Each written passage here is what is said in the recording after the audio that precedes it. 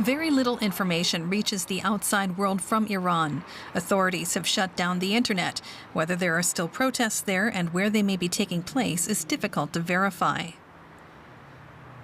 Videos from Monday evening show angry demonstrators. Some are demanding that the government step down. The protests were sparked by a drastic increase in the price of gasoline. U.S. sanctions and mismanagement are the main causes of Iran's economic crisis. I have 3 jobs to support myself. Of course, people are upset, and now they've found a reason to show their dissatisfaction. Everyone does it in their own way. Pictures of men who have been arrested are shown on state television. They're accused of initiating the protests at the behest of other countries. One hardline newspaper reports they could face the death penalty. More than 1,000 people are believed to have been arrested in the wake of the protests. The UN has expressed concern over the security service's heavy-handed response. Numbers killed are certainly in the dozens, in at least 2 figures, some reports even higher.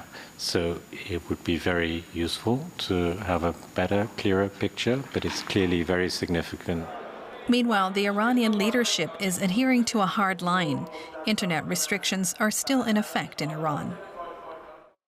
Let's get more now by bringing in Luke Walpott. He's a correspondent in Tehran following the story for us. Good day to you, Luke.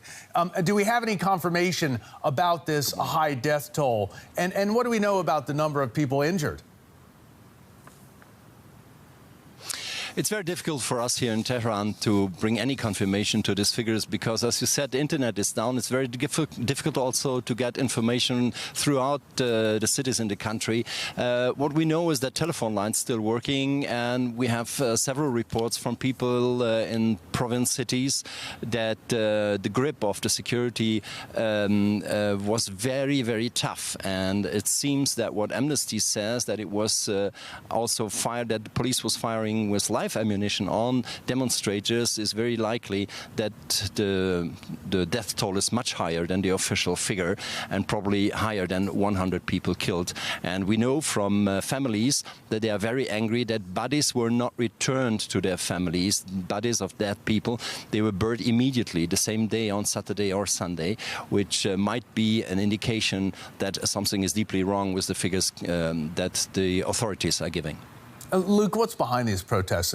They were sparked by the hike in fuel prices. Is that still driving them, or is it something else?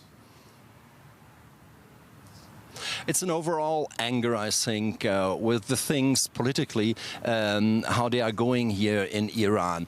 It is sparked basically by the price rise in gasoline, that's sure, because many people feel they are entitled to have a very, very cheap gasoline price, given the fact that salaries are so low in Iran and economical hardship, especially since the latest round of new sanctions from US in the last year.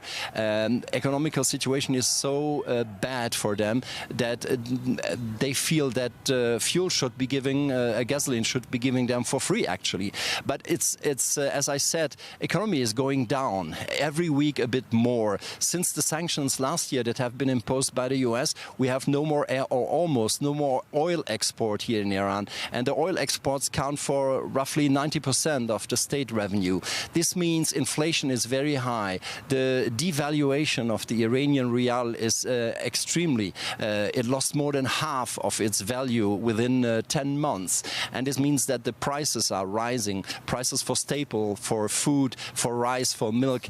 And people simply cannot cope with that situation because, of course, salaries are not rising in the same speed. And that is basically the anger. And people put the blame for this situation not as much as in the past to foreign countries like US, which imposed the sanctions, but very much to the regime, because they think the regime should find a solution. Okay, what's your impression? Does that mean that these protests will continue, might even get larger?